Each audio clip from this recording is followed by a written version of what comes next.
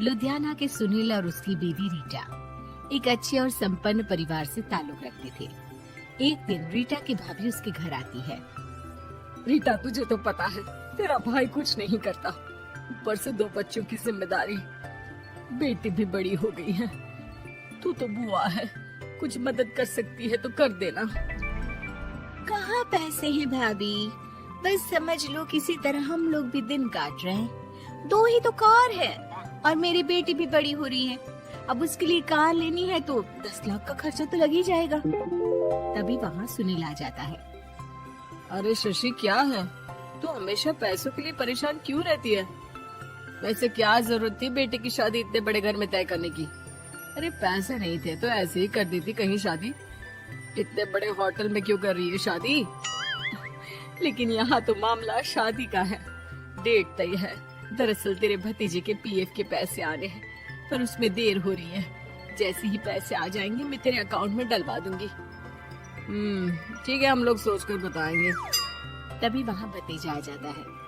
फूफा जी, आप लोग ही मदद कर सकते हैं, वरना तो कैसे काम होगा समझ में ही नहीं आ रहा। मैं वादा करता हूँ जैसे ही पैसे आ जाएंगे मैं आप लोगों को वापस कर दूंगा। हाँ भाई, ठीक है। अब देख भाई, हमारे लड़के तो सारा दिन घर पर पड़े रहते हैं, ना कमाते हैं ना कुछ कमाने की इच्छा रखते हैं। लेकिन चल, ये ले, कितने पैसे चाहिए? जी 4 लाख रुपए।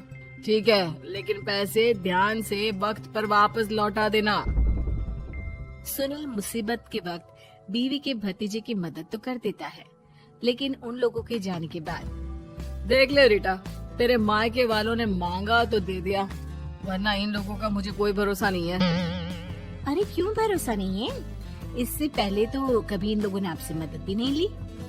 हाँ, ली तो नहीं, लेकिन पैसे की किल्लत ही रहती है ना इन लोगों के पास। अरे ठीक है ना, नहीं लौटा पाए तो भतीजे के ससुराल से निकाल देंगे। सुना है बड़े घर में शादी हो रही है। सुनील और रीटा पैसे तो दे देते हैं, लेकिन अगले रोज ही। हाँ भाई साले साहब, क्या हाल है? ठीक हूँ जीजा जी। क्या बात है, सालों बाद आपका फोन, जरूर कोई बात होगी, बताइए ना। अरे वो तेरी बड़ी भाभी आई थी, बेटी की शादी कर रही है ना, तो पैसे लेने के लिए मैंने दे दिए 4 लाख। सोचा भाई किसी गरीब की बेटी की शादी हो रही है, पुण्य मिल जाएगा।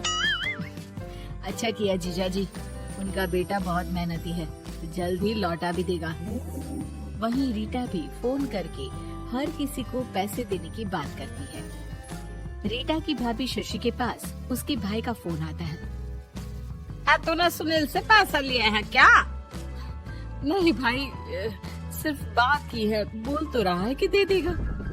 वो लोग मदद करने वालों में से नहीं है, और मदद कर भी दे लेकिन समाज में गा गा कर हालत बुरी कर देते हैं। गाने दीजिए ना भाई, मैं क्या कर सकती हूँ, मेरे पास कोई ऑप्शन भी तो नहीं है। बेटी की अगले हफ्ते शादी जो है। शशि की बेटी की शादी हो जाती है, लेकिन शादी के 1 महीने बाद ही सुनील का फोन भतीजे के पास आता है। हाँ भाई, शादी तो हो गई हम लोगों की दुआ से। अब देख, ऐसा ही फायदा होता है पैसे वाले रिश्तेदार हो तो।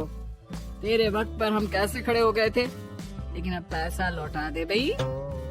जी, मैंने पीएफ के लिए अप्लाई कर दिया था, उसकी नोटिफिकेशंस मैं आपको भी भेज देता हूँ। मुझे लगता है 10 दिन में पैसे आ जाना चाहिए। जैसे ही पैसा आएगा मैं आपके अकाउंट में डाल दूंगा। और ना जी ना, कोई नोटिफिकेशन नहीं चाहिए, पैसा चाहिए, पैसा। ठीक है अंकल, बस 10 दिन का समय दे दीजिए। अभी हफ्ता भी पूरा नहीं होता कि भतीजे के पास उसके गांव के दूर के चाचा का फोन आता है।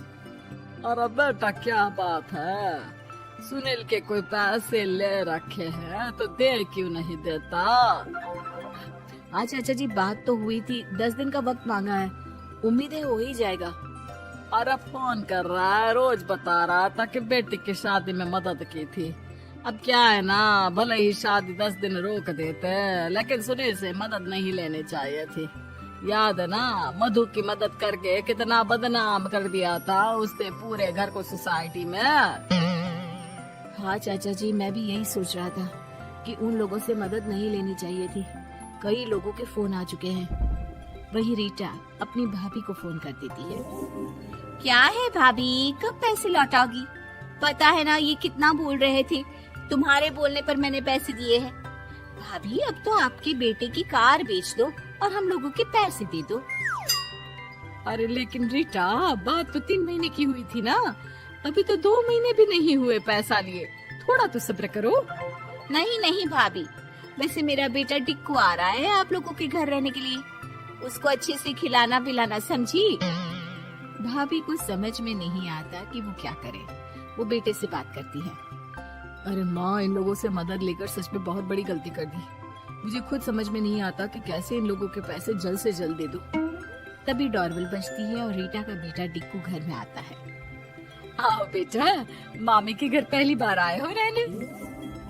आप पापा बोल रहे थे कि आप लोग पैसे का ब्याज तो दे नहीं पाओगे, तो तब तक मैं यहीं रह लूं। और हाँ, मैं एसी के बिना नहीं सो पाता। आप लोग अपना देख लेना और पैसे जल्दी लौटा देना, क्योंकि मैं थोड़ा जल्दी जाना चाहता हूँ। रीटा का फोन शशि के पास आता है। भाभी, पैसे कब तक दोगे? बेटे की विदाई के बाद शशि के घर का माहौल बिल्कुल बदल जाता है। वो हर वक्त बेटे से उसके पीएफ के पैसे पूछती, और पीएफ यानी कि सरकारी काम। आजकल में पूरा 1 महीना और बीत जाता है। भाभी, मैं और ये अमेरिका जा रहे हैं, घूमने के लिए पैसों की बहुत जरूरत है। रीटा, मैं पूरी कोशिश कर रही हूँ कि जल्द से जल्द पैसे का इंतजाम कर दूं, लेकिन पक्का नहीं बोल सकती। तभी सुनील का फोन भतीजे के पास आता है। देख माना 3 महीने की बात हुई थी पैसे लौटाने के लिए, लेकिन अभी मुझे पैसों की काफी जरूरत है। मैं अमेरिका जा रहा हूँ, तो पैसे मैंने किसी से ब्याज में पकड़ लिए हैं। तू हर महीने 4 लाख का 20,000 ब्याज डाल देना मेरे अकाउंट में। सुनील फोन रख देता है, लेकिन भतीजा काफी परेशान हो जाता है। वो ऑफिस से शाम को घर आता है कि माँ पूछती है, क्या हुआ बेटा? बेटा माँ को सारी बात बता देता है। माँ भगवान के सामने हाथ जोड़कर खड़ी हो जाती है और रोने लगती है कि तभी बेटे का मोबाइल पर मैसेज बजता है। माँ, पीएफ के पैसे आ गए। और वो ऑनलाइन ही सुनील के पैसे वापस कर देता है। भला हो भगवान का। लेकिन आज एक बात तो समझ में आ गई, मदद हमेशा उन लोगों से लो जो मदद के बदले आपसे मदद में दी गई रकम ही वापस लें, ना कि समाज में आपकी इज्जत।